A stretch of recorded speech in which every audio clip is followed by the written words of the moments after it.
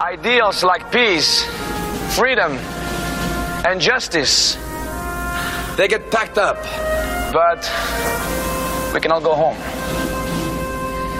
Well, I'm not going home. I'm gonna get on my boat, and I'm going upriver, and I'm going to kick that son of a bitch bison's ass so hard that the next bison wannabe is gonna feel it. Now, who wants to go home? And who wants to go with me?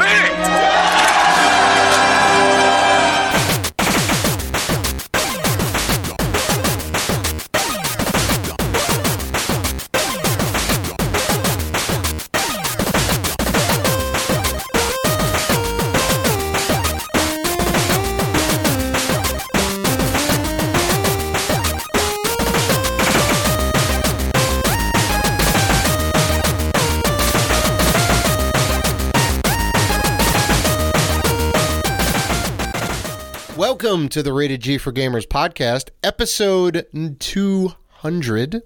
Just a reminder before we start that you can find us on Facebook, Twitter, Instagram, and YouTube at Rated G for Gamers. Please rate and review us on iTunes and Spotify. We appreciate all the love. I'm your host, Dave Rotino, and this is my co-host, Dan. Welcome to the new decade, Robinson. What's going on, man? The first episode of 2020. First episode of 2020. This is a very big episode, Dan. We have a lot of new things going on in the Rated G world.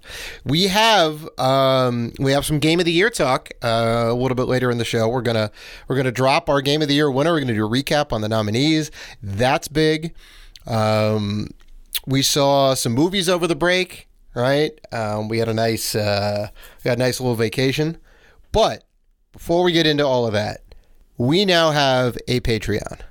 If you go to www.patreon.com/ratedg4gamers, all you lovely fans can show us support. If you head over to our Patreon, we have 3 different tiers, 8-bit, 16-bit, and 32-bit. For as little as $1, if you guys want to show some love, you can do that. We would greatly appreciate that. I think everything that we're doing here, well, definitely, everything that we're doing here is going to go right back into the show so we can create more content for you guys. So I think we just wanted to kind of lay out what the tiers are, right, Dan?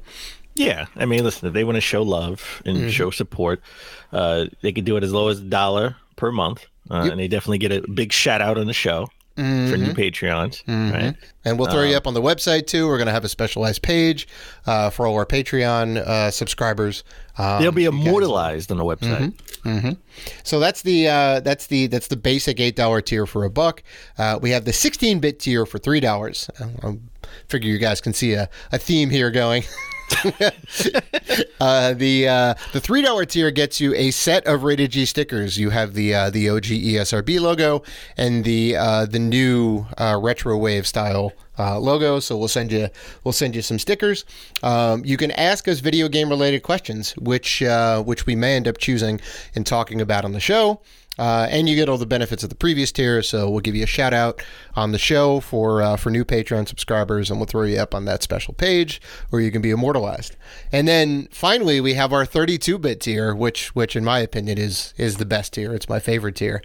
So anyone who subscribes to the 32-bit tier, you will get early access to a special episode. We'll be doing a special episode every month that you guys will have early access to, and then eventually we'll kind of release that to everybody else, and then also too, you get to help choose like the topic of discussion, right? So we'll have some options there. You can kind of vote on what you want that episode topic to be, which is great, and you get all the benefits of the previous tier. So you get the stickers, and you also get the shout outs. So if you guys want to do that, we would definitely really appreciate it. It would mean the world to me and Dan.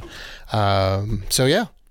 And all of that, again, all proceeds go back into the show, so we could do more awesome content. I mean, 200. I mean, we're at episode 200. I know. I'll be honest. When we started this almost 5 years ago, I never dreamed we would hit like 200. I figured, we have a passion about video games. We talk about it. I didn't know how long we would do it for.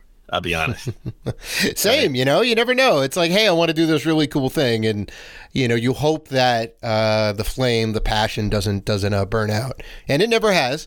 And you hope that you have the facilities and the time and the resources to be able to do it week after week. And amazingly, me and Dan have kind of always come to the table. So, yeah, that's wild. No, we've always made it work to always bring an episode almost every week. I think we missed a couple of weeks, but I think we've definitely been good in like 2019. 2019, we were pretty awesome. We didn't really miss any weeks, I don't think. I think we may have missed like 2 weeks at best. So at best, yeah, maybe even one. So that feels good, and that's and that's more content and whatnot. So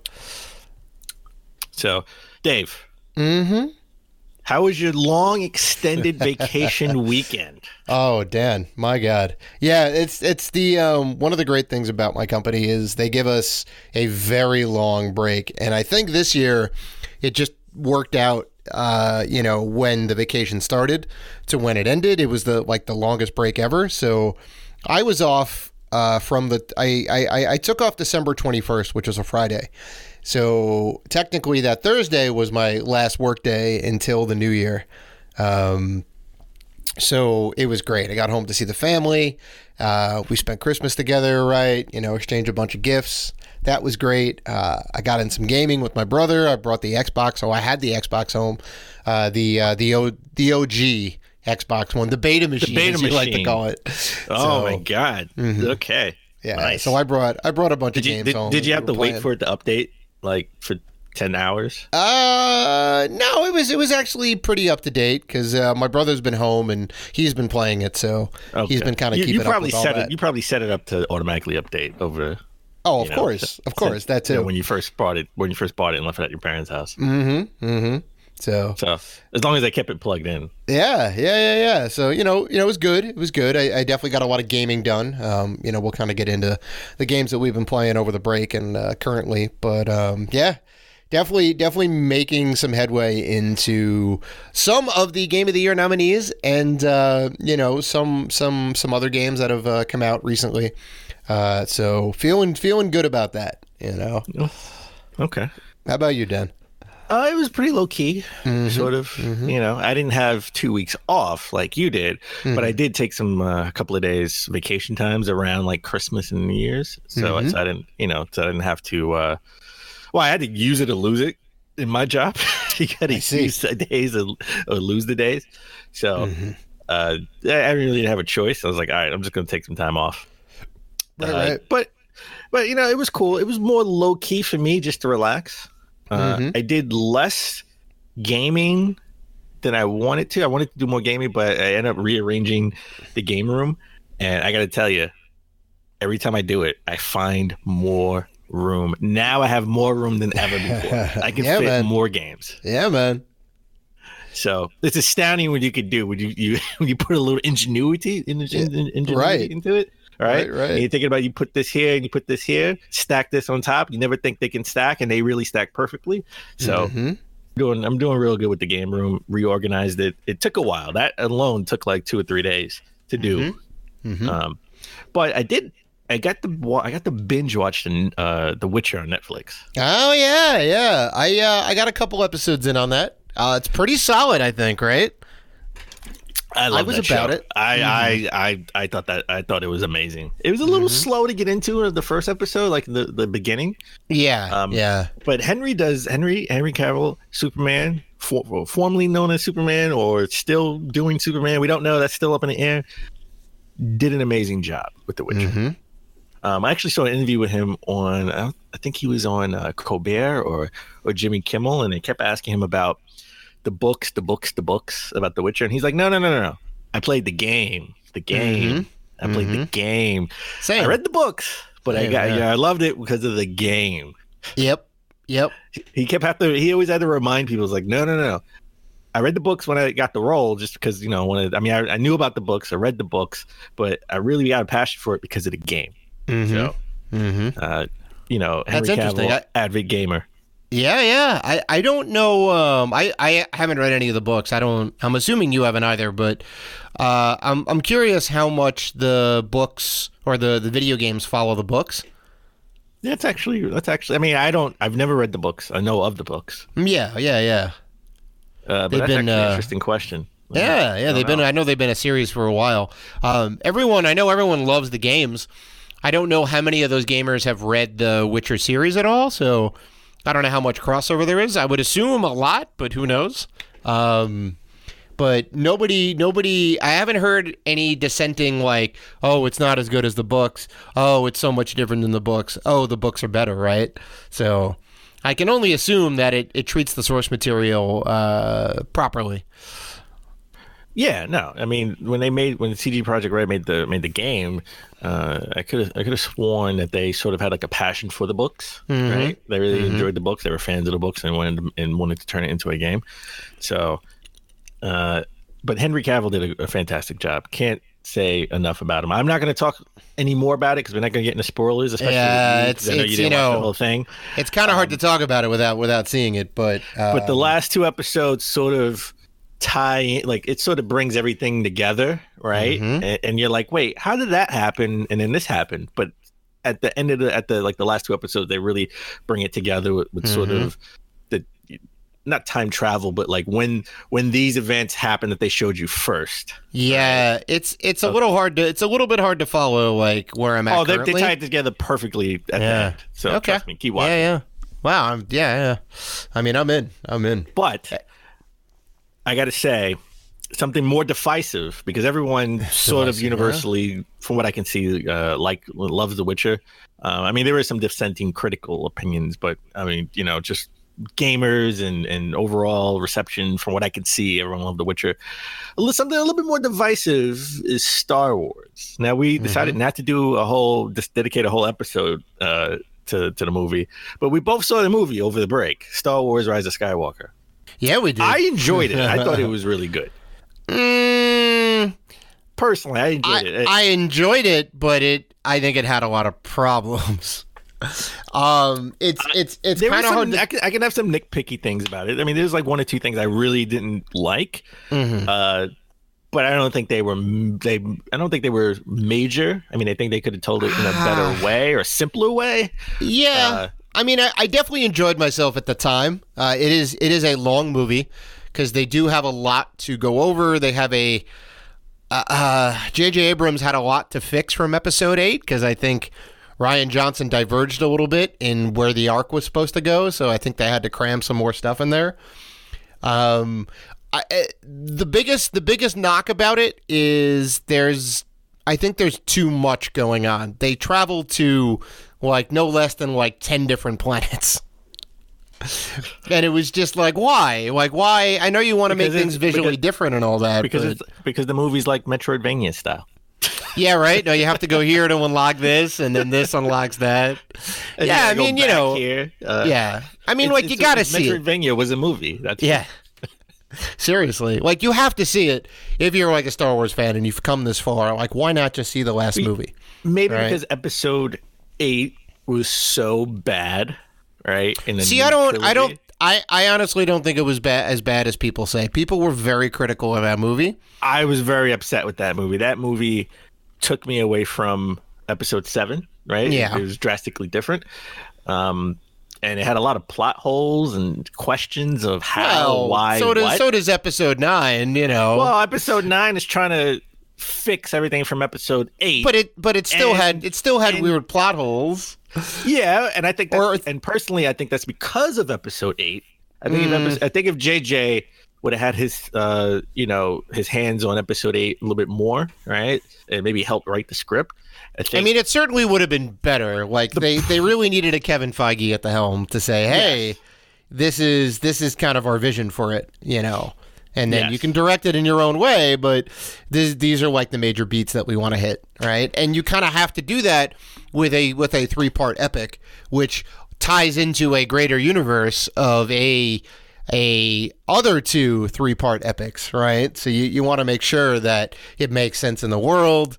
But yeah, I mean, we're talking in circles because we're trying not to spoil anything. Right, exactly. Exactly. So it's kind of hard to really talk about what I mean without actually talking about the movie and spoiling it. Yeah. Maybe at some point in another episode we'll do more of a spoiler cast part where we can really dive deep into it, but I don't want to spend too much time because we're just going to talk in circles.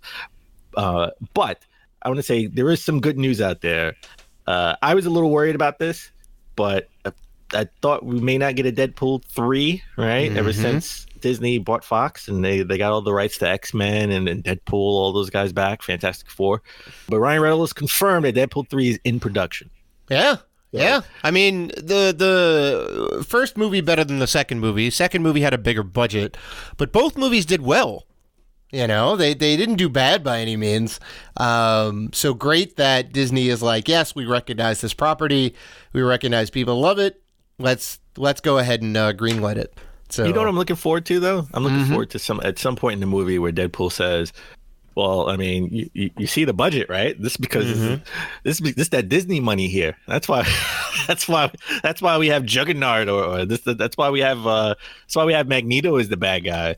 That's why we have Thanos in the underworld as the bad guy here. We got that Disney money. I just want him to break the fourth wall. Talk about Disney owning them. That's why they could do certain things. That's why Iron Man made an appearance, right? Yeah, probably not Robert Downey Jr. Just maybe Iron Man in an Iron Man suit or something. So I mean, unlike a tangent, I don't know if you saw that new Michael Bay movie, Six Underground.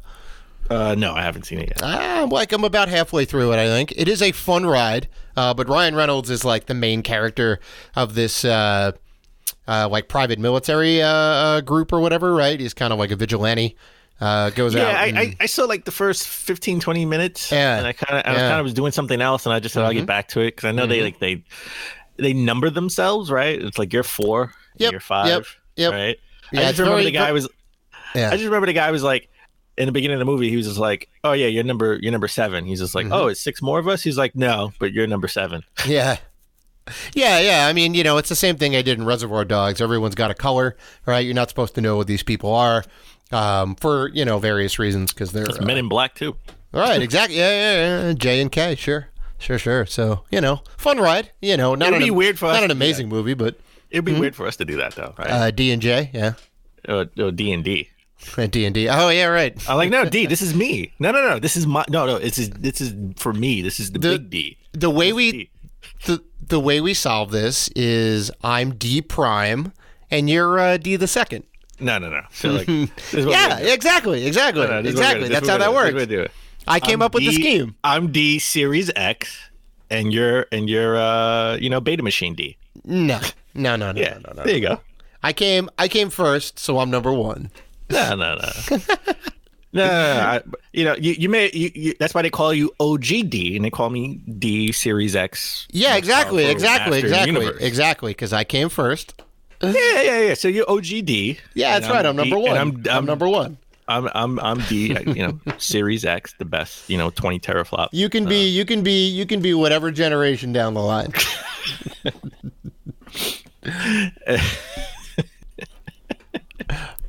But anyway, I'm D Series X. You can be D. You can be D prime. There you go. Right. Doesn't exist. I'll take it. D prime.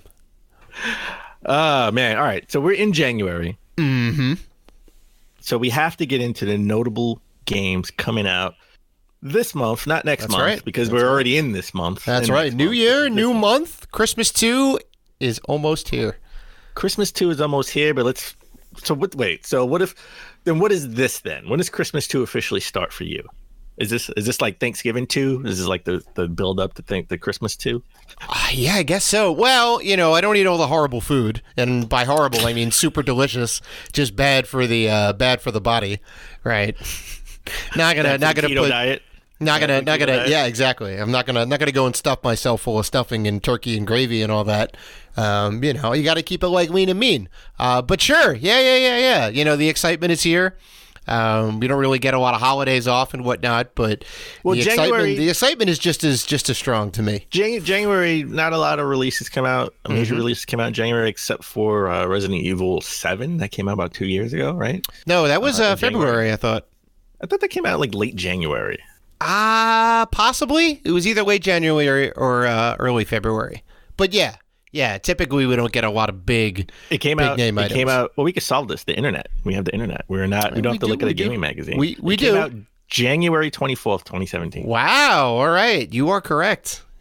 I just remember that was like the first big game of the year. Yep. And it was amazing.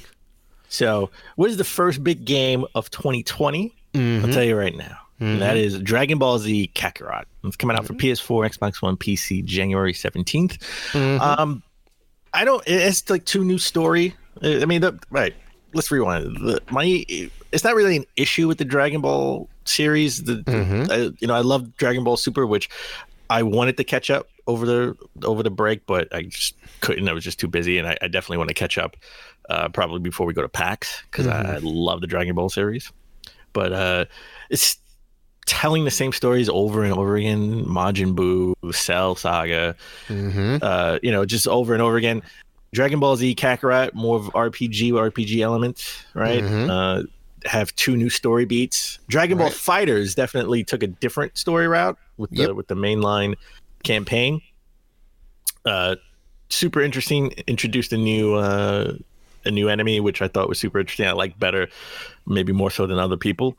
I'm on the fence. I'm going to get Dragon Ball Z Kakarot probably, because it's the only game coming out around that time. Right. And Kakarot is Vegeta, right? Isn't that no? His Kakarot Japanese is name? Goku's that's real right. name. Okay. Goku is his like human, like his Earth name. Right. And Kakarot is like his Saiyan name.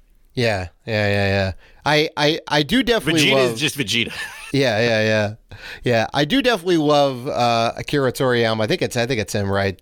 Toriyama's love of vegetables, right? Kakarot is carrot, basically. Vegeta as in vegetable, right? There's so many different references. There's Gohan. What's a Gohan? Is Kakarot's son. Yeah, I don't know. Vegetable is Gohan. I don't know. I don't know if all of them have analogs Vegetable like that, because they have like Majin Buu. There's like Bibbidi Bobbidi and Majin Buu, right? Which is a taking it back. Yes. Yeah, I think that's I'm pretty sure that's like a Mary Poppins reference.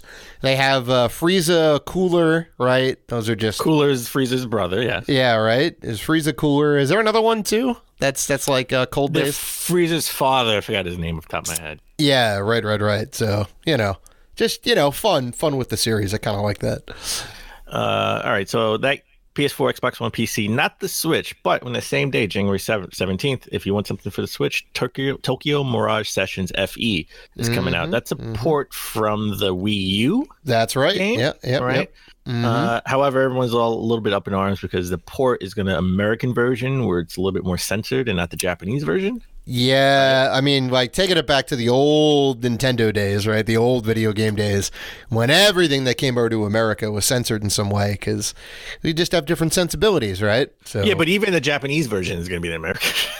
Oh, that's so weird. Yeah. That's like the big problem. Like, I definitely remember hearing about that. I don't know why they would make that call, especially since Nintendo turned on their decision to not have Night Trap on. Oh yeah, that's right. What was it? Howard Lincoln, I think, famously said, Night Trap will never be on a Nintendo console. And then, like 25 some odd years later, there's Night Trap on a Nintendo console. It's crazy. But I'm taking it from a different perspective. This is our first Wii U port to the Switch in 2020, right? Are there going to be any other games ported, right? Will we get No More Heroes? No More Heroes. We are getting No More Heroes, actually. Will we get Wonderful 101? Will we 3D Land, 3D World? I don't see why we wouldn't. They've been doing everything without abandon. They're just like, screw it. We'll go ahead and put it on the Switch because probably nobody played it on the Wii U. And even if they did, they're still going to buy it again because now you can take that game and play it on the road. Like, why would you not do that? So I would say there's a good probability we're going to continue to get more of these.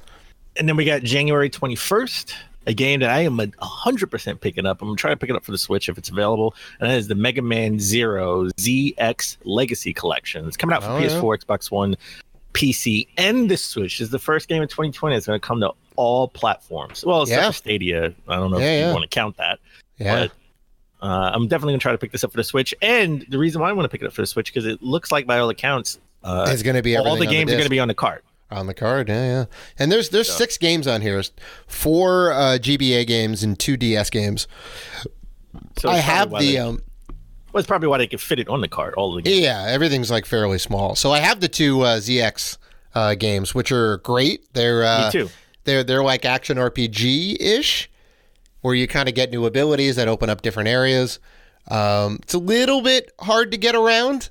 I found myself getting lost a lot of the time and not knowing where to go, but still, super fun for what it is. And 2 days later, January 23rd, comes Final Fantasy Crystal Chronicles Remastered Edition for the PS4 and the Switch. Nice. Is this something? I mean, is something you're going to pick up? You kidding me? It's got Final. No-brainer. It's got Final and Fantasy in there, Dan. You know I'm going to pick this up. All right.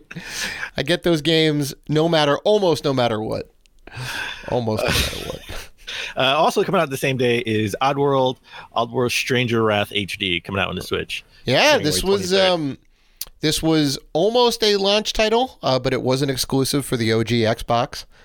I guess they did it for PlayStation 4 and Xbox already.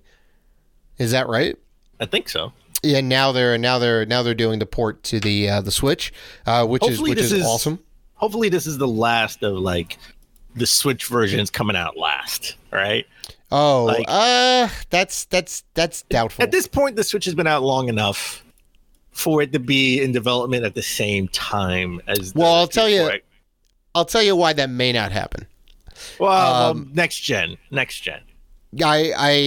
I will tell you that either even if it's on the PS4 or the PS5, the next gen stuff, the architecture is different. So I think sometimes either A, they're not sure if this property is going to do well on the Switch, or they're not sure if it's just going to sell well in general. So they're like, well, look, PS4 and Xbox One are very similar architecture. It's not too hard to port it to 2 different systems, right? But since the Switch is so different, they may not have enough resources. I feel like that may be a talk that goes on when they're putting these games together, because there's no reason that nobody wouldn't buy it for the Switch. This Oddworld game, among others, among The Witcher and Doom and everything else. I know a lot of people. I'm just tired of waiting 6 months to a year. I know. The Switch version. Yeah, and then it's do I buy it again? Do I buy it again? I'm telling you, it's got to be a resource thing. They just don't have the manpower to do both of those at once, right? Because we know that Bethesda put the Switch port of Doom Eternal on hold indefinitely until they get the Xbox and the PlayStation Doom 4 Eternal. versions. They had some issues with Doom Eternal, so they have to get that right on the main systems before they can have it ported. Right. But by all accounts, it was being developed at the same time for the Switch. Mm-hmm. Right. Not by Bethesda. I'm sure it's being developed and ported at the same time. Mm-hmm. By whoever's doing it. I know. I can't think of it off the top of my head. I know they're not doing it internally. Right. Probably Bluepoint. You never know. Mm. And to round out the last big game come out this month is Pillars of Eternity 2: Deadfire. It's coming out for PS4, Xbox One, January 28th. Mm-hmm. So those are the games coming out. Not a bad month. Let's talk about the games that are already out and we picked up over the holiday break. Now I picked up a lot, and I know you picked up a lot too. And I'm not gonna go over all the games I picked up, but I just want to highlight some of the major games I picked up. Sure. But I will say this: you definitely, when you picked up some games, you had some gaming magazines. Definitely appreciate donating it to my collection, because I love video game magazines. I got you. You gave me about 13 or 12 magazines. I think I already had 4. Oh wow! Okay, that's interesting. That's interesting. So it was like 4 or 5. I think it was like four magazines I already had, but definitely appreciate the other ones. I mean, that's sort of what, at this point, we're going to get a lot of doubles. Right. It's just going to happen. So, but I did pick up on the side. I had my own gaming magazines I picked up, which were Atari Age magazines. Oh, so nice. I got a lot of Atari Age magazines. I know I'm not going for a whole collection or a whole set. If anything, if I was going for a whole set, it would be Nintendo Powers, for obvious reasons. Yeah, but, nostalgia and love, man. Yeah, but I love looking at gaming magazines. They're a window into a time period in our lives where it's like what games were coming out, what were the popular games, what were they what was the hype for this game, right? Because this was largely pre-internet. A lot of those magazines, and I'm really going for the older magazines, not the ones in the 2000s, even though I will take them if I find them. But I'm really hunting for the 90s and the 80s.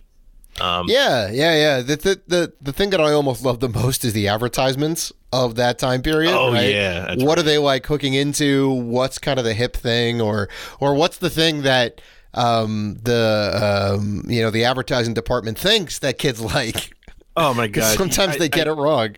I love seeing an ad where the kid is playing the R Zone. He's like enjoying himself because oh my God, he's got his little fist up, like I'm like, this is not indicative of. I'm not gonna lie, any play experience. I wanted an R Zone when I was a kid. I mean, I have one now. It's terrible. I have one now. It's terrible, but it's horrible. You can't tell anything that's going on. So I picked up Golden Axe Warrior for the Sega Master System. Game goes for a little bit of money, but I got it for a great price on eBay. It works perfectly. I tested it out. I think the crown jewel of my pickups this holiday season, I just bit the bullet and I paid the money for it too. I got Mega Man for the Game Gear. I remember you telling me this, and you may have had a couple at that time. You may have been not 100% sober when you bought this. I think I was celebrating. I think I was celebrating. Holiday break, yeah. I think it was it was pre New Year. Hey man, I did the same thing on election night 2016. I was stress shopping, and I happened across Final Fantasy, the original one, complete in box, on eBay, and I just started bidding as the night went on, and I'm like, what the hell? Screw it. I paid some money, right? Yeah, exactly. And it was great. It was great. I'm very, very happy to have that in my collection. I definitely picked up Shenmue 3. I got that. I mean, that it just came out in November and it drastically went down in price already. Yep. So it's good to have all 3 in the collection. At some point, I will pop it in. Shenmue 1, a little bit boring in my view. Definitely want to try Shenmue 2 before I get into Shenmue 3. I do have the collection on PS4. And I did get the Shenmue 3 on the PS4, by the way. I wanted it for the Xbox. I just couldn't find it. So I got that. Picked up. I got all the Shovel Knight amiibo. I got all these amiibo. I got the golden Shovel Knight amiibo. Yeah, same. I got the 3-pack with the 3-pack Shovel Knight amiibo with all the other knights. All right. So I got Shulk, the Shulk amiibo from Xenoblade, huh? It's from Xenoblade. I got that on a whim. I mean, that's one of the early ones, right? That was one of the early. No. Shulk was a little bit later. Yeah. Well, maybe not too early, maybe not like the first run, but the second run of amiibo, or the second or third wave of amiibo that came out. Yeah. Right. Yeah. It's still pretty old. It came out a couple of years ago. It's not something that came out recently. And I could tell they probably just. I found it at Target. They probably just had it in the back somewhere because it was all ripped up, messed up. And I was like, I know I don't have Shulk. I got to pick this up. Yeah. I mean, it's at least like a year and a half old by now, for sure. Yeah. I got Peach amiibo. For I already had the Mario Party Peach, but I had to get the the Mario Odyssey one. No, they didn't put out an Odyssey one. They did. No, they didn't put them. Well, I got the wedding. Yeah, that wedding Peach. I'm talking about Fighters. Oh, from Smash. Yeah. Smash Brothers. Yes, there we go. I got the Smash Brothers, the original. I was like, I can't think of it. Are you trying to think of Smash Brothers? Like one of the biggest games from Nintendo in the last like 5-6 years? I couldn't think of it. That game? Think of it. Okay. I couldn't think of it. All right. And the last of the Amiibo, I got 30th anniversary Mario, but I got the classic Mario. Nice. I got the modern Mario with the brown trousers, right? I already had that. Didn't know they put out a classic Mario, so when I saw that, I had to pick that. Oh yeah, nice. So I got a lot more, which you can see on our Instagram. Yeah, I was just gonna mention that because, my God, is there a ton of games. I got a lot of Xbox One games. I picked up the Switch Lite, so I finally got that in teal. Very happy. Wait, what color did you get? Teal. I got the teal. Okay, teal. I got the teal. I figured you would get the yellow one for some reason. I don't know why. The banana, nah. Teal is either like teal or gray, but gray is a little kind of bland, so I wanted a little color. And I like the bland one, so I got the. Now, also got the Shovel Knight amiibo, right? Picked up Disgaea D2. I believe that's the sequel. First one on PlayStation 2. Is a very interesting tactical RPG game, in the same vein as Final Fantasy Tactics, but even just more wild, because I think you can there's a whole court system in there where you can kind of lobby to change the rules of battle, which is kind of weird. So yeah, I own a lot of the Disgaea games, but I have yet to get into them. So looking forward to doing that. Picked up some 3DS games, Fire Emblem Warriors and WarioWare Gold. All right. Nice. I got those sealed. Do not sleep on Wii U and 3DS, right? Go to your local game stores or your GameStops or your Targets. They are starting to fire sale this stuff. All right, so you can find some of that stuff at a very good price. Starlink. They just can't. Best Buy can't give them away. They're putting They're putting them out for $6. So, right. That's a great. I want to pick another one up just to keep it sealed. Yeah. It's like kind of going the way of Skylanders. All right. Yeah.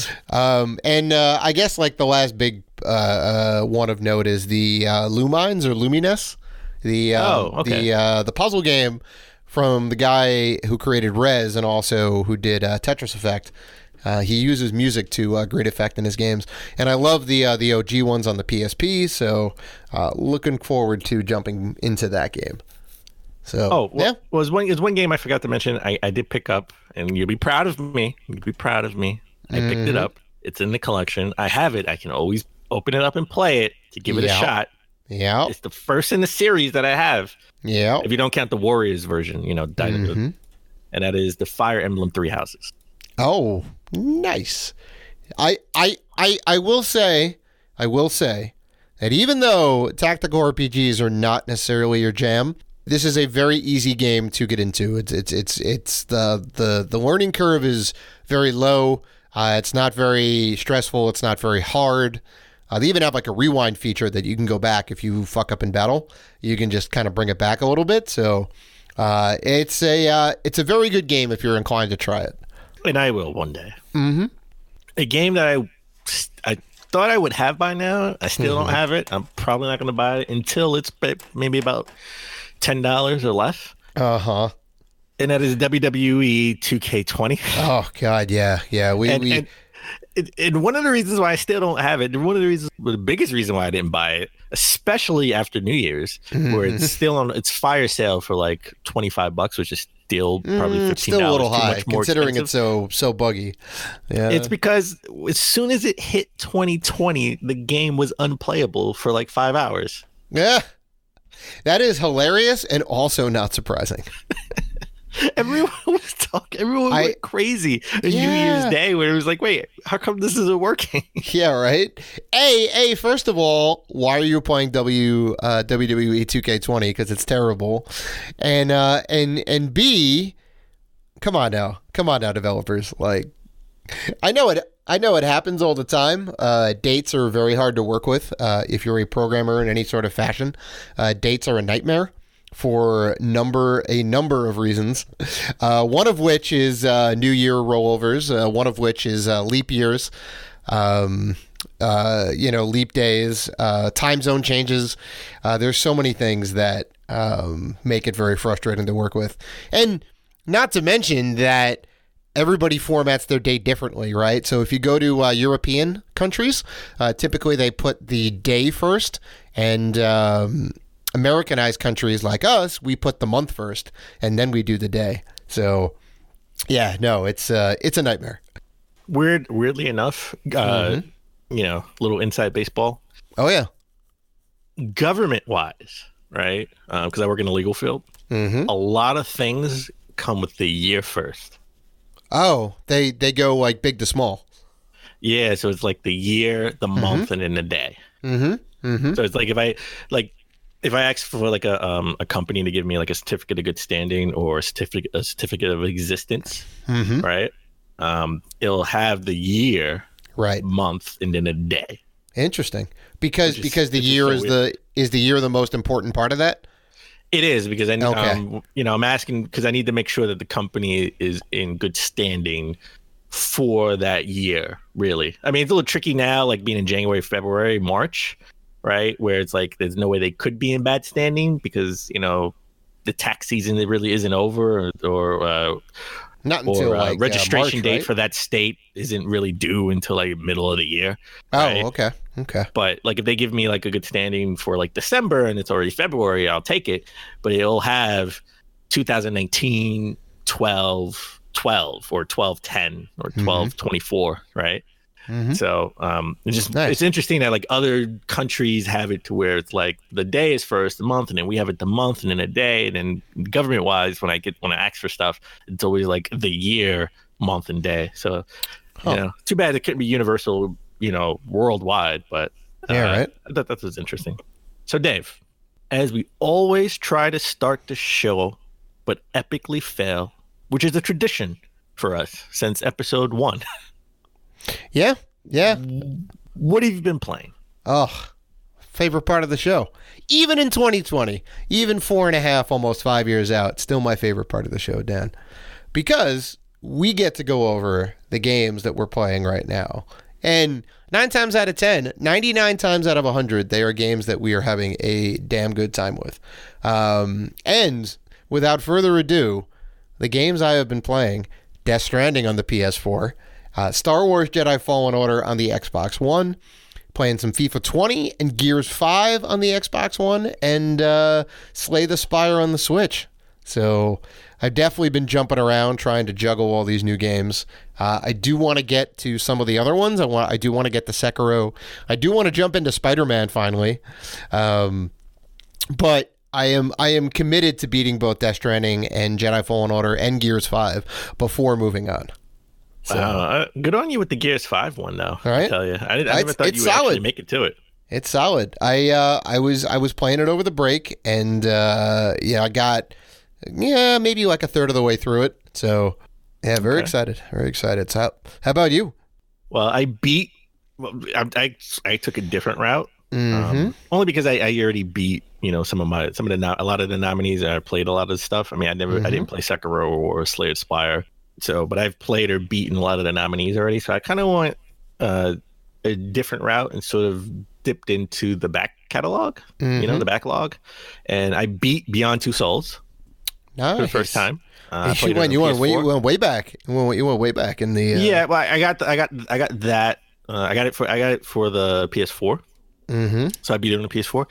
I got to tell you, I was kind of sleeping on that game. That game is fantastic. Okay, if you like Detroit Become Human, if you like Heavy Rain, these are the same guys who made it. Beyond Two Souls reminded me of Stranger Things, to be honest. I was like, this gives me a Stranger Things vibe. Mind you, it came out before Stranger Things, so maybe Stranger Things gives me a Beyond Two Souls vibe. It's fair. I think that's kind of how you have to look at it, yeah. Again, vibe, it's not the same plot, but it has some of the same elements. Yeah. So, I was like, wow, this game is fantastic. Like, it was critically in the middle, right? A lot of people, thought it was okay, right? No one universally hated it or loved it. It was just a middle of the road game. Don't know if we'll get a sequel to it. Don't know how they can make a sequel to it, to be honest. But I beat that. That took me about 2 days. Yep. 2 straight days of straight playing. I went back. I started Castlevania Lords of Shadows. Again, I've been playing it on Xbox SAD. The Xbox SAD. Yeah, well, I downloaded a lot of the games that I have on Xbox Live, right? Mm-hmm. So I said, oh yeah, you know what? I never played Castlevania Lords of Shadow. Let me give it a try. Mm-hmm. It's a little bit of a chore to go back to play one of those old 360 games, right? So hack and slash, just trying to get the button presses correct. And I got to be honest, sometimes I got stuck, and then I found a way out, and I'm like, this was stupid. Why did they do this?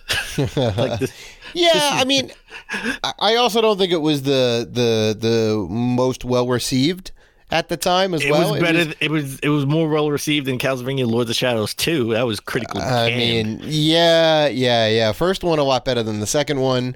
I think Igarashi had a hand in these. Kojima. It's a Kojima game. Actually. Oh, Kojima had a hand in these. That's right. Kojima is Lords of Shadow 1 is a Kojima game. I don't know about 2.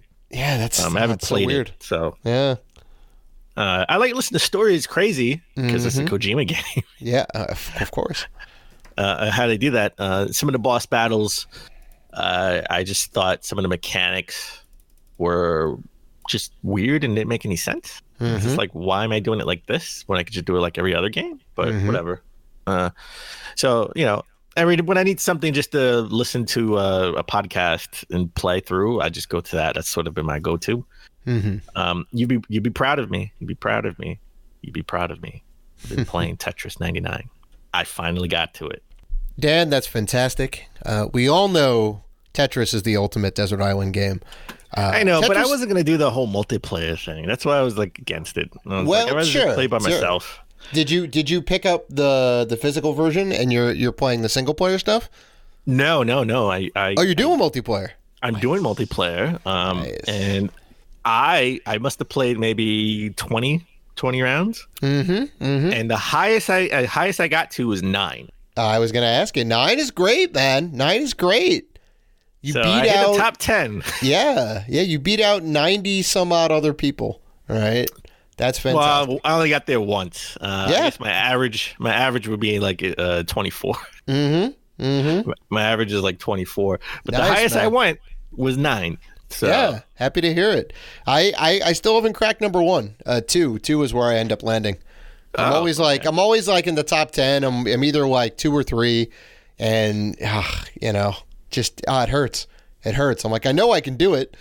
I'm good enough. It's just it's tough. So I've been also playing Shovel Knight Treasure Trove. So I've been playing as King Knight.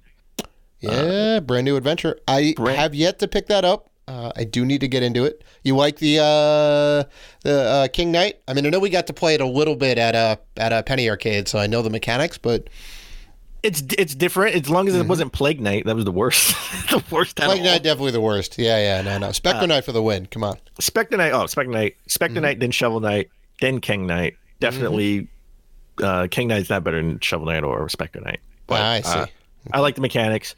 I hit a spot where I'm stuck. I just can't beat Spectre Knight the second time you go after you face him. Oh yeah. Because they make it even harder and then turn the lights out on you. So you got to do it with no light.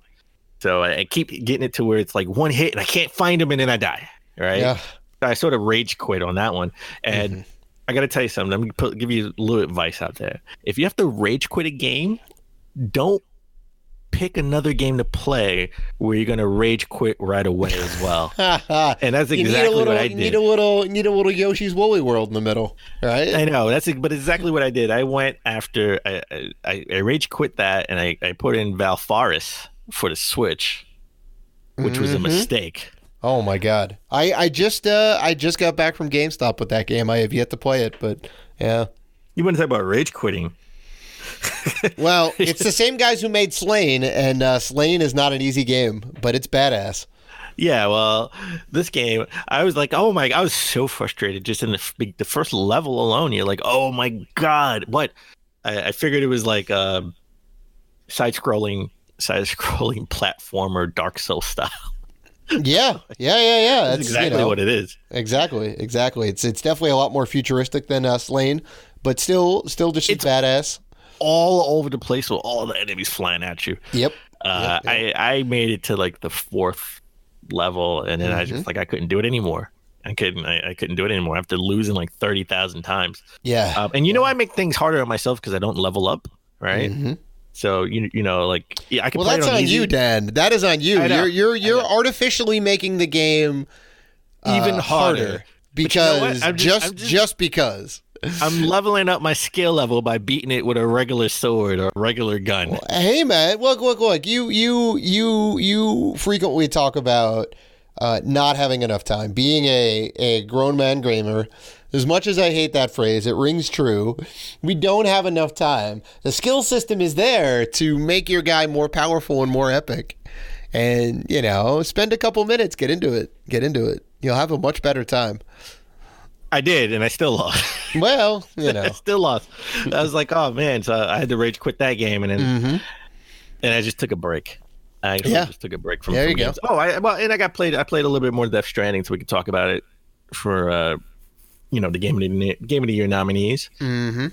Which, if you didn't listen to the last episode, shame on you. You need to go back and listen to the last episode because we got into the Game of the Year nominees, which we'll recap right now.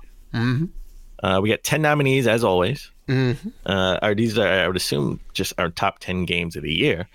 I nominated 5. You nominated 5, and the 5 that I nominated: Gears 5, Devil May Cry 5, Luigi's Mansion 3, Link's Awakening, and Star Wars Jedi Fallen Order. Yep. And then my top 5 were Control, Super Mario Maker 2, Slay the Spire, Resident Evil 2, and Death Stranding.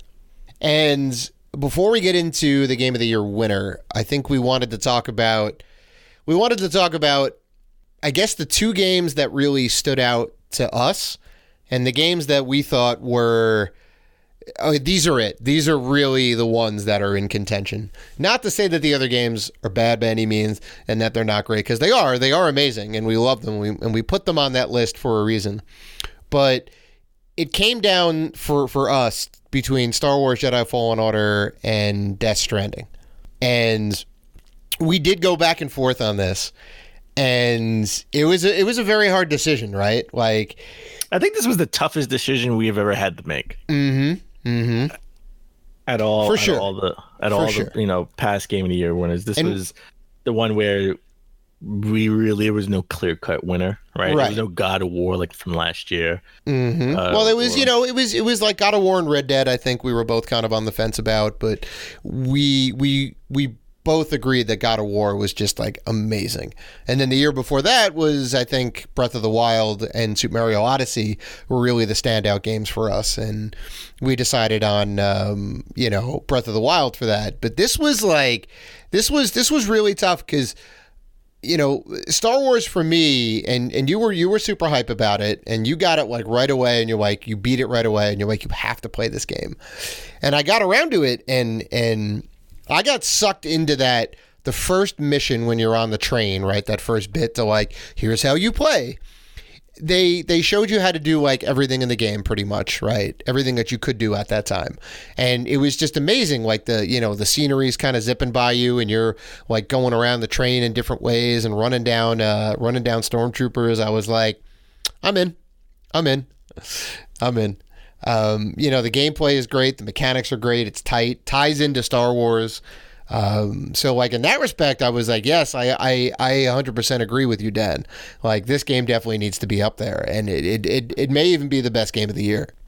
I mean, I did like too that they tied it into the Star Wars universe. I know there's some cameos that drop in. If you've watched all the Star Wars movies, you'll go, oh my God, it's that guy or that girl or like whatever. And it's like, oh, that's like super cool. It's pretty tight. They're definitely kind of driving you along. So it's kind of like those two things together really, really kind of made that game. Oh, wait till you get to the end. I'm telling you, when you get to the end, they have like this, just the whole big surprise, and you have the big boss battle, and it's amazing. I was like, oh my God.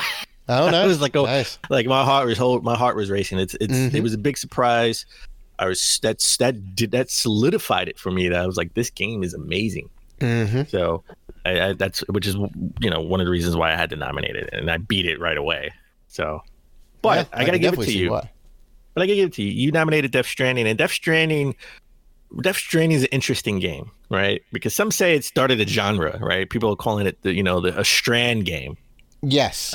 Well, other people disparagingly call it a walking simulator, but a Strand style game is the positive twist on it. Yeah.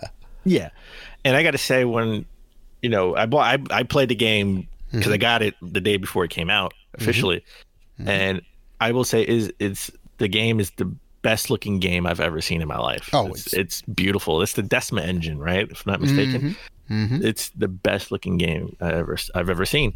I mean, just if you talk about, I remember when we talked about Breath of the Wild, when we go into the hill and we could just see as far as we can see, and how great that looked. Yeah. No, this takes it to a different level. When you hit a hill and just look around, like, it is beautiful. Like you at some point, you don't know if you're playing a game or if you're watching a movie. Yeah, there's also like almost zero fog in the game too, right? Like the fog they have like kind of makes sense. It's around the mountain ranges or whatnot, or if you're up way on high, like you kind of see a little bit of fog down there. But then you can even see like beyond the fog, so it's like it's like atmospheric as opposed to like we don't have enough compute power to render the whole entire world. It's like no, we can, and like we're gonna go ahead and show it to you. The story is super interesting and out there, right? It's a Kojima game. I mean, the story is out there. It's definitely out there. I love the fact that Kojima uses the point of like connecting people, right? So you can definitely connect with people in the game without actually playing with them, right? Because people can just leave stuff like a ladder or a trail or sort of like a protection against the rain, acid rain. Yeah. You can build structures and objects and other people can use them if you like share them out. Yeah. Yeah, and they have like a whole like system where you have to like, or you should be liking stuff if you use it, right? It just makes sense. I'm just like, this game is just totally out there, different. It's just a different type of game. It's again a new genre, Strand. It made traversing interesting. Right, make fetch quests. I mean, it was traversing fetch quests super super interesting. Right, especially when you have to sit here and balance your packages in different ways and get creative. Yeah. And even just like getting around the world, there's so many different ways you can like lean left and lean right and like kind of hunker down where you'll kind of move slower, but you can get over objects without falling. And there's like a lot of little things in there. For sure. And I mean, look, I to be honest with you, like I play games for story, right? Mostly, for the most part, I play games for story. And the cinematic cutscenes, they may be a little bit long, alongside, but they're actually just interesting and engaging. It makes me want to continue to play so I can get the next cutscene and see how we progress in the story. So, and I just love the fact that Norman Reedus just acts silly when he's like back at home, back in his bunker, and you're looking in the mirror. Yeah. Kind of like, it lightens the mood a little bit because it can get a little bit heavy fairly quickly when you start realizing like what's going on a little bit. They start revealing the show pieces. And the music in the game. And the music, just real quick, the music in the game definitely, I would say one of the biggest reasons where I said, people said traversing the land could be a little bit boring on the boring side, but I say, okay, but I counter that with when you go out there, out of the blue, some music will just queue up and hit, and it will set you in the mood for wherever you are in the story. Right? Yeah. And it'll get you thinking about that story and get you thinking about like, oh my God, I mean, I need to do this, or I need to get there, or I need to get this done because of the story. The movie cue, the music cues just were on point. Yeah. And I guess like to be fair, we heap praise on Star Wars, we heap praise on Death Stranding. There definitely are some negatives, even though like this was my pick, and I made this pick even before the game came out because I was like, I trust game in history. Yeah, I trust in Kojima. And he definitely has delivered for me. But to be critical of this game, it definitely isn't perfect. And I do think that the story is the major driving factor. And some of the gameplay can be a little bit tough, especially very early on when you don't have all of the tools that you just at your disposal. Like, you do get things to make things easier, like as you go on. But it is a bit of a struggle early, especially with like packages that can't be damaged or shouldn't be damaged. And, I've certainly lost a lot of missions, like taking this precious cargo and then falling down the mountain. And it's like, son of a... So I do have to knock the kind of controls and the gameplay a little bit. I do have to knock some of the interface. There is a lot going on, especially when you get to the map. It's a bit of information overload. It's kind of hard to see things. The font size can be a little bit small. Even though, we both have very big TVs, it still kind of makes it hard sometimes to see stuff. So definitely some knocks against it for sure. It can be a little bit long in the tooth sometimes, making those long deliveries. But they do get easier as you go on, so you get less and less frustrated. You're like, oh, I get the power suit arms, or I can fabricate a motorbike and drive that around a little bit. But to be fair, like, I think we have to kind of take those points into consideration when judging the game as a whole. True, and all of those points are valid. Mm-hmm. And again, you heaped a lot of praise on Star Wars Jedi Fallen Order, but that wasn't without some issues as well. I mean, the game alone is just glitchy, right? Mm-hmm. Oh, you can definitely fall through objects pretty easily in certain cases. I mean, I think one of my biggest issues was the game glitched out on me like 3 or 4 times. I force pushed a bunch of stormtroopers off a ledge. And then you just walk over and look at the ledge, and they're just there, like, twisting and going in circles. Uh-huh. And I was just like, okay. And they're still shooting at me. Yep. They're still shooting at me. It's weird. I was like, okay, there's a glitch. And people who had this on Xbox One experienced a lot of glitches. Mm-hmm.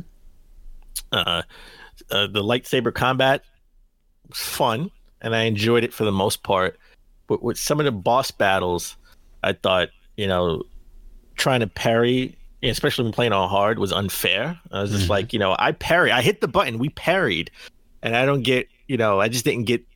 I thought those mechanics, the boss battles, could be a little bit more redefined. Like, it didn't feel right, and sometimes I had to pat it down to easy, and even on easy, I still like, why aren't we parrying? Like, because I've sort of, in the beginning, I thought it was just me, but as I mastered the art of like trying to parry, I was like, I know I'm parrying right. Like, I know I am, and it's not working, and I don't get why. I just thought some of the boss battles had some issues with that. So yeah, no, I think I think you're fair in those assessments. Like, I definitely felt that as well. And my number one issue, you would think not even the glitches. My number one issue is just the hologram map. Mm-hmm. When you pull out the map, and it's sort of like the hologram around, you can just hover around and look around it. I got lost a lot of times because the map really was no help. I like the idea of having that hologram map just go out, right? But maybe we could change it up a little bit if there's a sequel, because I couldn't figure out for the life of me where I needed to go, or that I could even go over in this direction, because the map doesn't even show this area. So I thought the map was one of the things that I definitely would change going into the sequel. Right. Yeah. It was definitely a little bit. It was definitely a little bit tough, kind of figuring out where you were in the world and where you needed to get to. So, yeah. But with all that said, pros and cons. Mm-hmm. We had, and this was neck and neck. It could have went either way, but we gave our 2019 Game of the Year to Death Stranding. I was, for a second there, I thought it was going to be The Order 1886, but it did not. No, the game already made history. It did not sneak in. Yep. The game already made history. Mm-hmm. Mm-hmm. Only game to be nominated to be 3 years in a row. That's right. However, we've put that to rest. We've put that to bed. Mm-hmm. Yeah. Death Stranding. And Death Stranding comes out the winner. It's insane, and I feel like it's gonna weigh even more like once we get to the end of the game. I'm committed to beating it. I know we had our friend Matt Adler on, and he was kind of talking about it. He was in a very glowing way that like look, you got to get to the end because it gets bananas, and who's McCullough's performance, the one like you kind of see as you're going through the game. Mads Mikkelsen gives a crazy performance towards the end. There's like basically you're the end is an hour and a half cutscene, I think, which is just insane. So I'm surprisingly excited to get to it because like I know it's going to be wild. So yeah, 2019 Game of the Year, Death Stranding. There you go. All right, so why don't we take a break? Hold on. Before we go to break, Dan, new year, new giveaway. All right. Because it's 2020, and in our eyes, the biggest gaming convention is coming up right now. The Penny Arcade Expo, or PAX East, if you will. We are giving away 2 badges, a Saturday and Sunday badge. So the secret code to enter this week is PAX East 2010. That was the inaugural PAX East. They used to just do it over on the West Coast, which is now known as PAX Prime. So send us that code via DM, private message us on social media, or email us at info@ratedgforgamers.com for entry. Note that you can enter once per episode, and we will be dropping codes all January long. Also, for an additional entry, you can head over to our social media, Twitter, Facebook, and Instagram. Those are at Rated G for Gamers. And we will have posts there, so like that post. If it's on Twitter, you need to retweet that, share that out on other services, and make sure that you are following us. So good luck to everyone who enters. All right, so why don't we take a break now, and when we come back, we'll look ahead to all the biggest things that are going to happen in 2020. Hey, this is Matt Adler, freelance journalist for IGN, and you're listening to Rated G for Gamers podcast.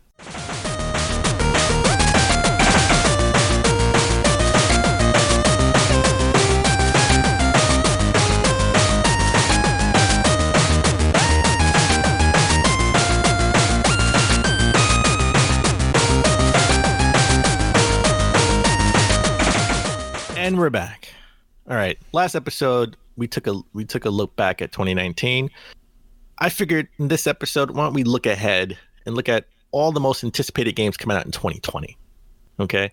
And I figured we could break it down by Nintendo, Xbox, Sony, and third party. So let's start with third party. All right. I'm 100%. We just got to talking about the Rise of Skywalker, right? I am super excited to play, and I never thought I would be excited to play any type of Lego game, but I'm super excited to play Lego Star Wars, the Skywalker Saga. Wait, have you not played any of the Lego games so far? I played Lego City, or I forgot the name of the game. Lego City, it's like a GTA style Lego game. I played it on the Wii U, and I got the port to the Switch. There wasn't a lot of things to play on the Switch at the time. So I haven't played any other Lego games. No, I have them because you find them at garage sales and stuff, but I've never really played them. Yeah. They're definitely good. I feel like this is going to be just more of the same, some quality of life improvements to it. Yeah, but this goes through the whole all 9 movie arc, right? They couldn't really show much of it because they didn't want to spoil the episode 9 movie. I mean, it's out now, so now they can. But well, they could have kept this close to the vest and sort of not said anything until later on, right? Until 2020, until the movie was already out. But yes, I am looking forward to buying. I'm looking forward to buying and playing this game. I'm going to get this. This is it'll be the complete nonology, maybe. I think that's a 9-part series. You just made nonology? No. NON is typically the designation for 9. I think. Lego City Undercover. It just gets Lego City Undercover. There you go. Yeah. There you go. So yeah, definitely a good thing to look out for this year. They're definitely fun, especially if you have kids. They're great multiplayer games. Very kind of low stakes. If you die, you come back very close to where you were. You only lose a couple of Lego pieces. And they're super fun. Nice little hack and slash games. Another game that you played, I didn't get a chance to play last. No, I actually still haven't played. I still have not played this game. Oh, you played Windjammers. I played Windjammers too instead because it was either one or the other. But we're definitely getting a new Streets of Rage game. Streets of Rage 4 come out this year. It's looking amazing. I don't know if they've said that we're going to get a physical edition. Yes and no. I mean, I hope it's not a digital game only. I hope we get a physical. Well, it's made by .emu. I think that's one of the developers, and they also did the release of Windjammers, which was the old Neo Geo game, which was amazing. It's the only combat frisbee game ever, and now they're making a sequel to that, and I know that's going to be getting a physical, so 99% sure Streets of Rage 4 is going to be getting a physical through most major outlets. I'm sure Limited Run and I Am 8-Bit and all that are going to be doing physicals for it, so. Okay. Yeah. Again, badass. The Brawler's back. The Street Brawler is back. Well, a game that was supposed to be released in 2019, but got delayed. A little bit. Oh, no, actually, no, maybe we thought it was coming out in 2018. I think it was supposed to come out early 2020, and it got delayed. We still don't know when it's coming out, but they still say it's coming out in 2020. I hope it comes out, and that is Watch Dogs Legion. So it's Watch Dogs 3.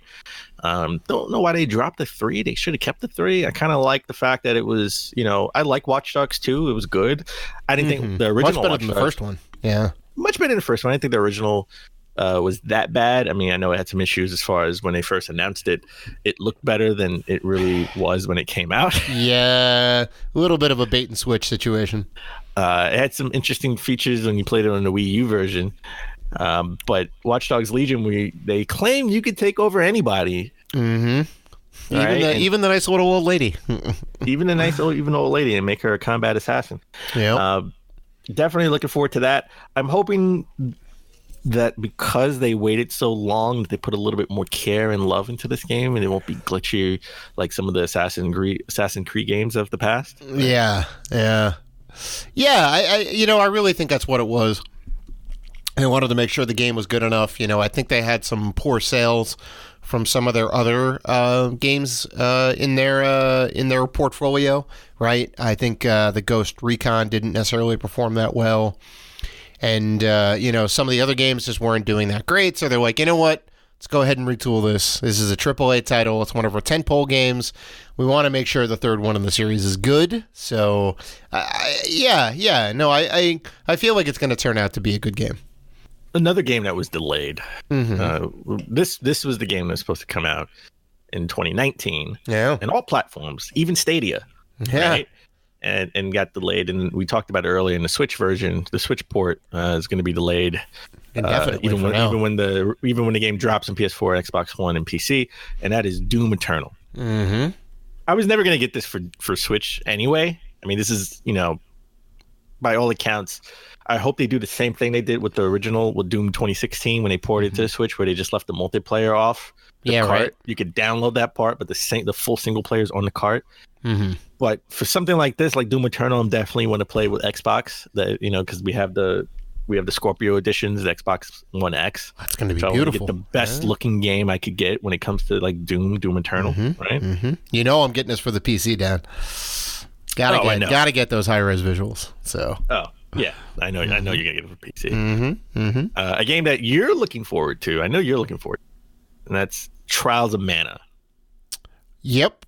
Did you buy the collection of Mana by any chance? Of course, Dan. Of course.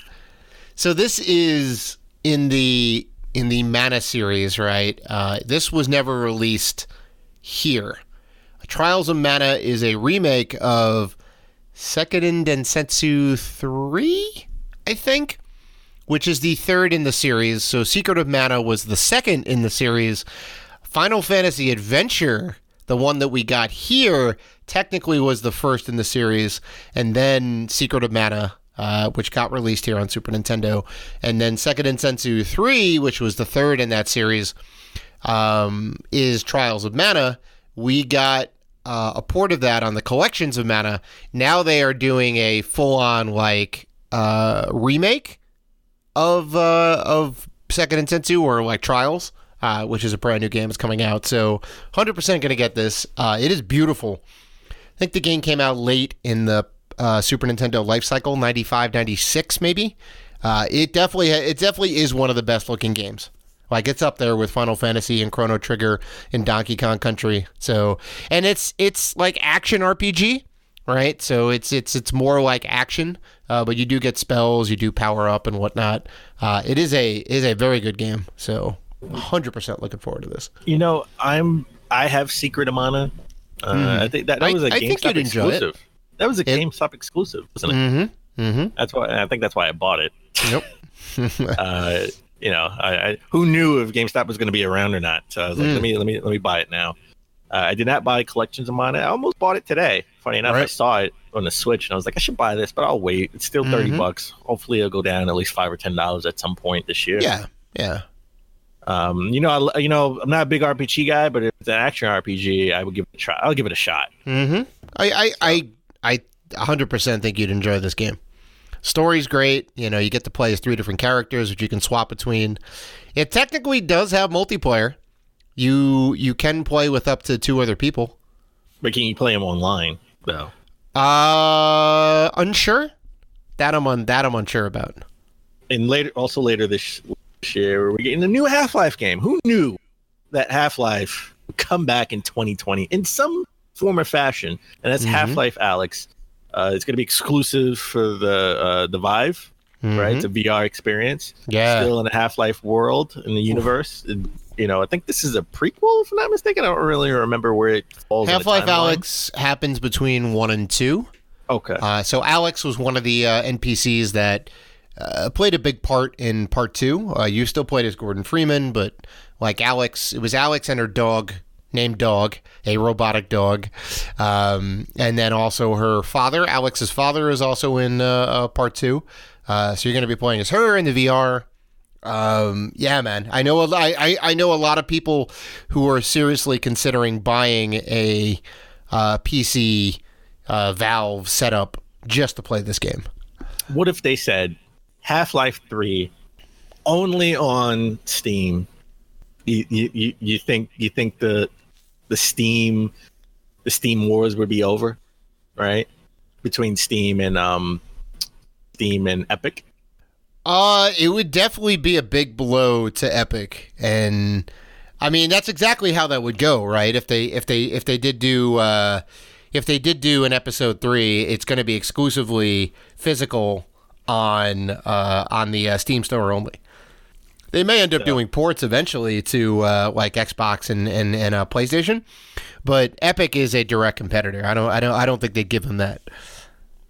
They get the most out of it, get more money, but well, I mean, sure, but I mean that's like their baby, right? That's like Nintendo saying, "Hey, we're gonna go put Mario on Xbox." It's like that's not gonna happen. I think one day we'll see Master Chief on a Switch. Well, that I would take. In some I way. would take that bet, right? All right. I would take that bet. Mm-hmm. All right, let's switch gears. Resident Evil 3 Nemesis. Yeah. You asked for it, Dave. I know. You said this is the only game they haven't remastered. That's right. We need to see it, or remastered, either remastered or remade in some way, form, or fashion. Mm-hmm. We got it at the State of Play, the last State of Play 2019. We know it's coming. We know it's coming to PS4 so far only from what I can see. I see nothing about the Xbox. Right? Like, so I don't know if this is going to be like a timed exclusive kind, right? I mean, they announced it first. Yeah. I think it may be, although 7 was across the board. 2 was also across the board too, right? 2 was on Xbox, PC, I think, too, and PlayStation 4. So 2 was everywhere. Yeah. Maybe they just have maybe they have some sort of exclusivity, but almost guaranteed that Capcom's going to bring it over to the Xbox. Not again. 3 was one of those games that they don't really talk about in the series. I mean, the original is the original, right? It started it all. Yeah. 2 was the most anticipated sequel to the original that everybody loved. 4 was helmed the best game in the series. Oh yeah. And 4 5 and 6 sort of said that that's where they veered off from being sort of like survival to more action. And 7 was praised for coming back, doing something different with the series, being more survival horror, especially if it was in VR. So, 3rd was like the stepchild that no one cared about. A little bit. But it's coming out. It's definitely so far only going to come out on the PS4. I'll pick it up at some point, and again, just like Resident Evil 2, not play it. It would just be a part of the collection because I don't like spooky games. I know, but it's still very good. One day you will conquer your fears, Dan. But a game that we know is coming to all platforms, well, just at least Xbox and PlayStation and PC, and that is Marvel's Avengers. I think this is the dark horse of 2020, right? And I'll tell you why. Because everybody loves the Avengers. The story looks interesting to me, where something happens and the Avengers are blamed for it, and they have to, they're broken apart for many years and they have to come back together. They were essentially framed, broke apart, come back together. Something makes them come back together to fight, obviously, a common foe. It has nothing to do with the movies, right? It's a all-star cast of video game voice actors, right? But totally different from the movies, different personalities. That's sort of the divisiveness about they do. This game. They do definitely look a little bit. They look a lot different because they can't use their exact likenesses. They, Iron Man looks like Iron Man, and everybody more or less looks like their comic counterpart, but they don't look like Robert Downey Jr. They don't look like Chris Hemsworth. So, yeah, it can throw you for a loop a little bit, And I think that's the part that's most divisive with everyone, that they don't look like how they remember from the movies, right? And we just got Endgame, which was like this, the climax, the ending to 11-year saga. It was a phase 3, right? The end of phase 3. Yep. I think this is a dark horse because if they pull it off right and the gameplay is fantastic and the story makes sense, I think this could be in contention for best game of the year. I don't think it'll win. I'm calling it now because of this next game, a small game we heard about maybe 3 years ago. We just got a logo, just like Metroid Prime 4. We just got a logo. Until last year where we actually got gameplay, and that is Cyberpunk 2077. Oh, yeah. We were just talking about The Witcher earlier in the episode. That's CD Projekt Red. Their, I think, 4th game. Obviously, they made the 3 Witcher games. They released Gwent, the card game, as its own kind of standalone thing. Like a card game. Right? Oh, it's wild. It's wild. So this is The Witcher in the cyberpunk dystopian future, right? Lots of neon. Think Blade Runner, that type of aesthetic. It is a action RPG game. There is driving mechanics in it. There's everything in this game. You can it's got a what's his name in it? Keanu Reeves. It's got Keanu Reeves in it as like your somewhat holographic guide, I think. That's badass. He's not just the guy. He does more. They said he will do more in the game. But So, I'll give you a little side note with Keanu Reeves. He's about to make cinematic history. yes. Next year, May 21st, I think they said May 21st, 2021. The Matrix 4 and John Wick 4 were released the same day. Oh my God. Why did they do that? I saw that today. I don't know, but he's about to make cinematic history. That's weird. I mean, obviously, it probably came out from 2 different studios, so they obviously have their own movie in mind as their entry interest. In 2 different franchises. Wow, on the same day. On the same. Well, that's insane. You know what we're gonna have to do, Dan? We're gonna have a whole show dedicated to. But before that, we're gonna have to make it a double feature. Oh yeah, we're gonna have to go and see The Matrix and then see John Wick, or vice versa. I thought you were gonna say. I thought you were gonna say that one of those movies was releasing, as well as the third entry in the Bill and Ted series. Because that's full steam ahead. Is it this year? Oh, nice. I can't wait. Because everybody is back on board. Alex Winters, I think, was penning the script, and he had it for a while. He's trying to make it happen. Keanu Reeves is back on board. Their daughters are going to be involved now. It's a little bit of the passing of the torch. So I can't wait, man. I can't wait. All of this is fantastic. Cyberpunk. I think Cyberpunk is definitely going to be in Game of the Year talk, right?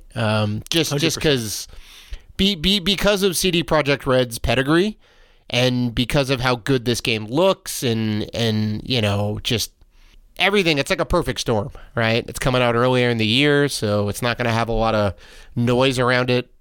So I don't know. Well, it's coming out at the end of Christmas too. Coming at the end of Christmas too, right? Yeah, it's coming out in May. Mm-hmm. May or April? I think it's. I thought it was April 20. I think April 20, could be wrong. 27th. It could be late April. Mm-hmm. Yeah. Mm-hmm. We're getting 2 new consoles this year. Yeah. And not the consoles that you may be thinking about. Not the ones that everyone's hyped about. And we'll talk about those later on. Mm-hmm. We're getting. So I guess we're getting technically 4 new consoles that we know about. Right. But the lesser of the two, the Atari VCS is supposed to be released this year after being delayed once again. That's going to be a disaster. I'm so happy I didn't pre-order it. The 4K centipede machine, as you like to call it, Dan. The 4K centipede machine. Let's see how well this goes. Is that worth $300 to play Centipede in 4K? Well, don't forget you got to buy the controllers at $350. Oh yes, so $300. Well, don't you get like the single button controller with it, right? You get something with it. I think you get the joystick, maybe. Yeah, you get the cheapo joystick. And then you get the Intellivision Amico. Right. It looks like the defibrillator. A little bit, yeah. It doubles as a life support device. So, yeah. The Atari VCS that's a shit show, right? Mm-hmm. Like we've covered it enough. I don't want to talk about that so much. I mean, that is what it would be. Yeah. That's just it's just going to be a big. What was that device, the small device that came out a couple of years ago that was supposed to revolutionize how people play games, and it never worked? Gizmodo or the Nokia N-Gage? No. The Ouya? I don't know. I thought the N-Gage was a concept, and if I had a job at the time, I would have bought one. I would have bought one if I had a job at the time. Sure, and you probably still would have had it in the collection to this day.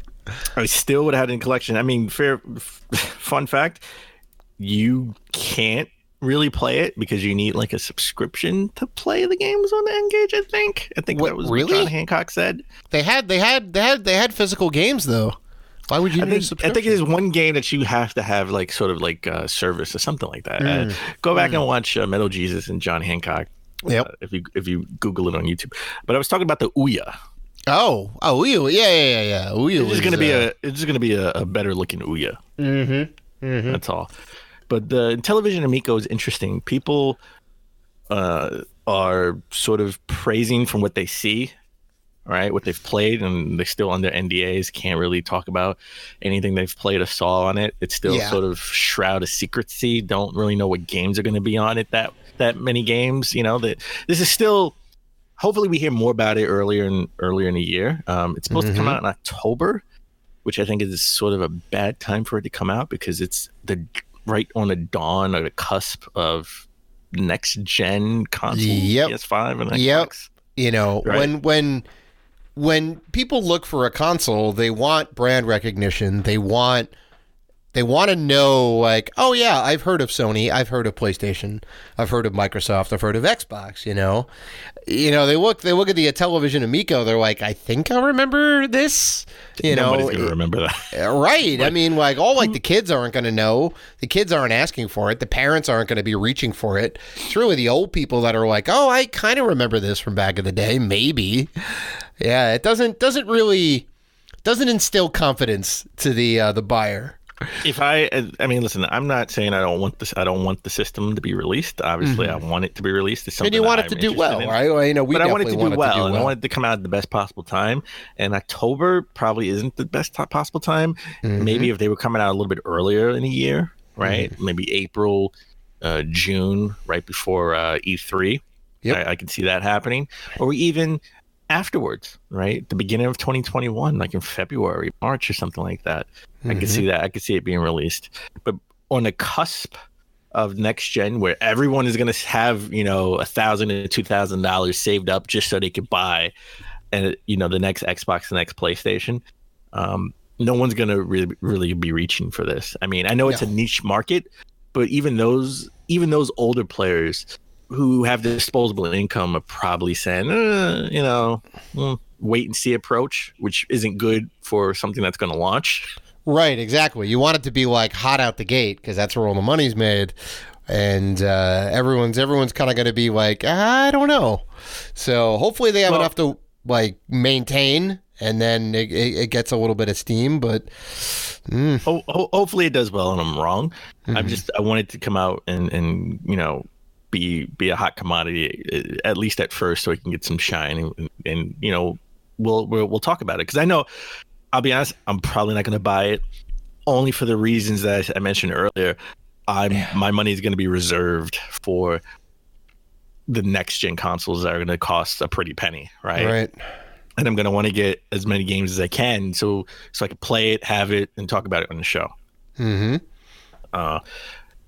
But let's switch gears and talk about Nintendo.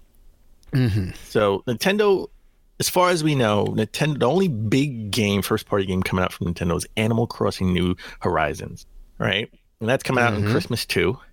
I'm definitely going to pick that up. I'm looking forward to jumping into an Animal Crossing game. I haven't. Well, that makes one of us. They're perfectly fine. I don't want to knock those games in any way. They're just not really like my kind of jam. I know they're great, and they have really good production value and a lot of gameplay replayability on them, but listen, I went out and got all the damn amiibo for the Wii U version. I know. Okay? I know you did. Well, all right, because they were less than $5. I got you a bunch of those, so you're welcome.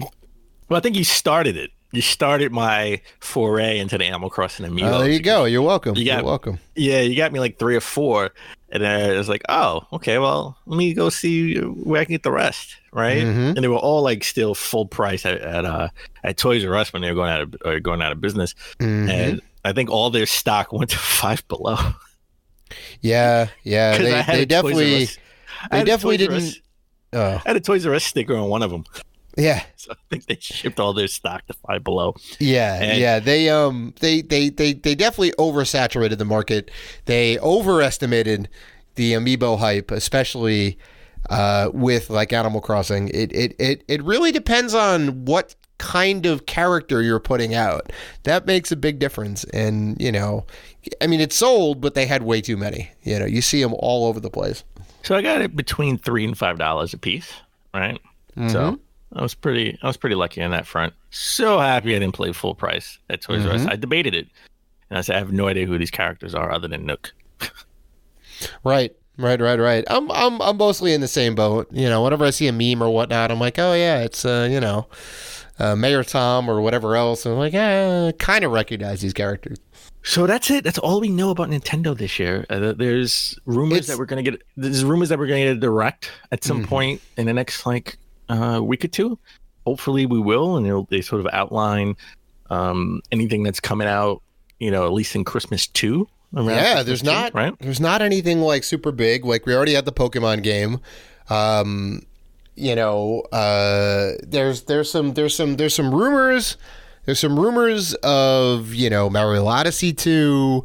We do know Breath of the Wild 2, tentative title, is in the works. They're ramping up production with Breath of the Wild 2, because there was, like last week, there was postings because they were hiring more people, right? For Breath of the, for which it seemed to be for Breath of the Wild 2. Right. So is that something that they ramping up production because they want it out this year to compete with the next gen consoles? Well, they need if something. I had to guess, I would say no, personally. Yeah. I hope I'm wrong because I would love to play that a holiday season. Or I should say, no, I don't hope I'm wrong. I'm already going to spend a pretty penny on next gen. so you and me both. So I hope that's a 2021 game, right? To maybe compete during a holiday season, or maybe the anniversary of the Switch, right? Maybe it'll come out in March of 2021. But what about Metroid Prime Trilogy? Well, we know that. That's done. We know that's by all accounts that's done. Yeah, right. They're just sitting on it. Well, Prime 4 is delayed, right? Prime 4 basically went back to the drawing board. They got Retro back on board, who did the first Metroid Prime trilogy, knocked it out of the park. We know Nintendo wasn't happy with the progress of Prime 4, so that got delayed. I say time is now.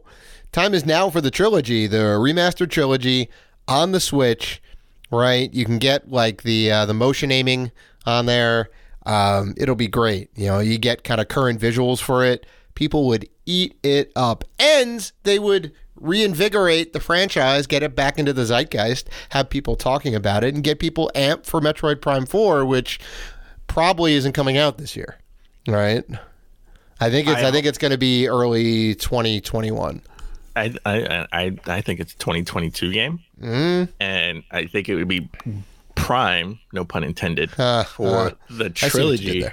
The trilogy to come out holiday 2020, and they'll get us hyped to get Metroid Prime 4 and either holiday 2021 or 2022, 2 years out, right? Give them enough time to make the game right, and get it perfect. So, but I'm going to throw you a curveball. We're getting new consoles, which we'll talk about in a second. Do you think we'll see a Switch Pro? Well, I thought we would have saw one already.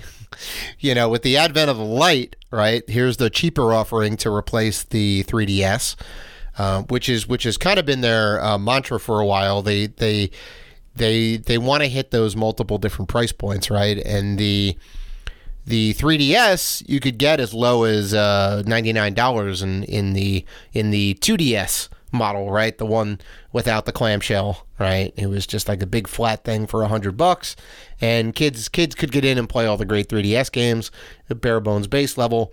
Now we have the Switch Lite at $200. We have the regular model still, the V2 at $300. People want a Pro. People would definitely buy a Pro, and they're definitely talking about it. So I don't know. I say yes. What say you, Dan? If I'm them, I would say no. Let's not get in the way of the two juggernauts that collide, right? Don't. What do you mean? Don't get in the. Don't let Sony and Microsoft battle it out this year, okay? Let them battle it out. They're going to get the spotlight and attention regardless. Let them battle it out. The Switch is doing gangbusters. It's doing great, right? Yeah. Put out quality software this holiday season. Next holiday season. But don't you want those games, the ones we talked about before, to be PS4, Xbox, and Switch day one in 2021? Yes, because it takes a lot of R&D because it's severely underpowered, stacked up against the One X and the PS4 Pro. I know, but in 2021 they'll have all the shine to themselves. They'll have the spotlight to themselves as far as hardware goes. Right, because in 2021 we're gonna be talking about this is the new shiny games. This is next gen games, right? That are coming out, right? I think in 2021 the hardware wise they can put out a Switch Pro unless the Switch Pro is next gen for them, right? Well, it has to come out eventually for it to stay relevant, right? Because it's gonna start falling so far behind. It's gonna be like the 3DS where it's just like. You specifically have to say, hey, I want to make a game for the 3DS, as opposed to I want to try and port a game over from, Switch from like PlayStation or Xbox. It's an inevitable. Maybe it is 2021. You may be right.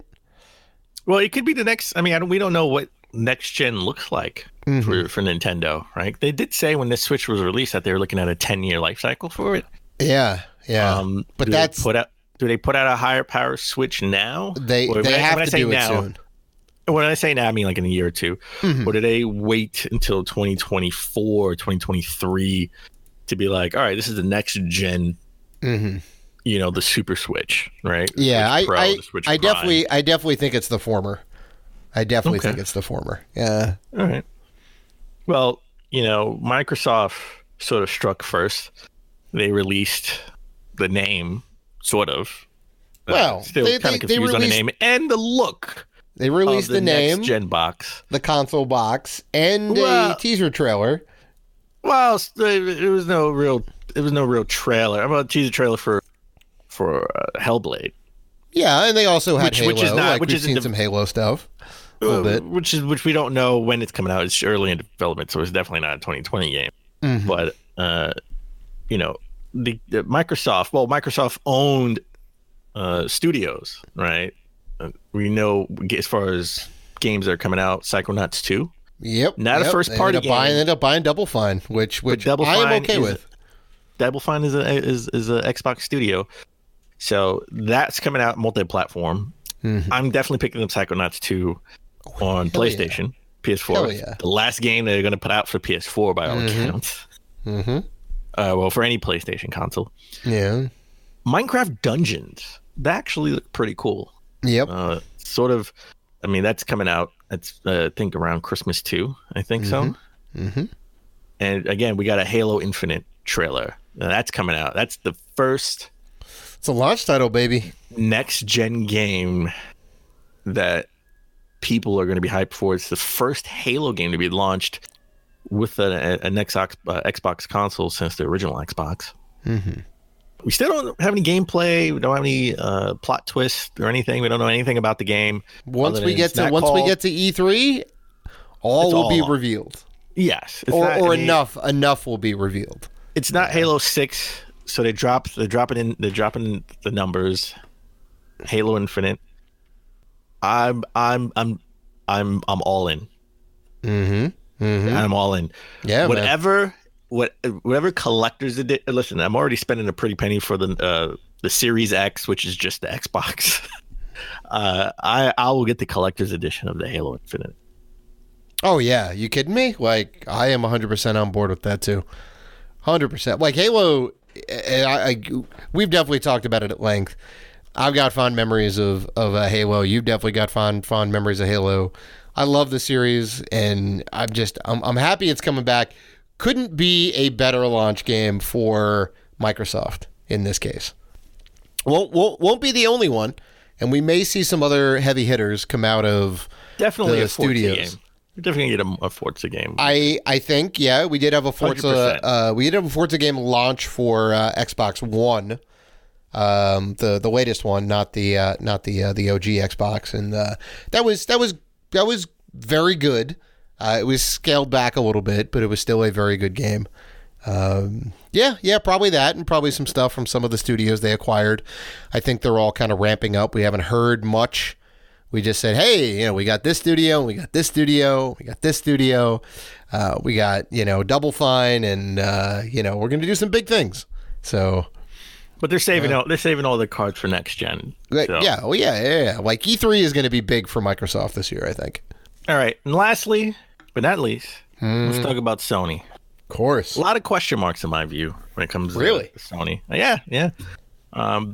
So we know we got we're all in with sort of the last hurrah for PS4, right? And Christmas too. We got Final Fantasy VII Remake. We got part 1 of question mark. I think 3. Not to say this isn't going to be amazing. Not to say that I already haven't pre-ordered it. Not to say that I'm not going to love this game, but it is basically the first disc of Final Fantasy VII. They are adding a bunch of new stuff to it. It does look beautiful, but it is not the complete story of Final Fantasy VII. So they are doing it in pieces, like they said. Yeah. Well, again, that's coming out sort of in the beginning of Christmas too. It is a timed exclusive by all accounts. It probably will be coming out, for Xbox at some point next year. That was some big news. Yeah, that was some big news. Yeah. Persona 5 Royal is coming out exclusive for PlayStation. This is like 2 years after Persona 5 dropped. This is the first, I think it's the first bit of DLC, right? It's a whole new character. It's a whole new dungeon.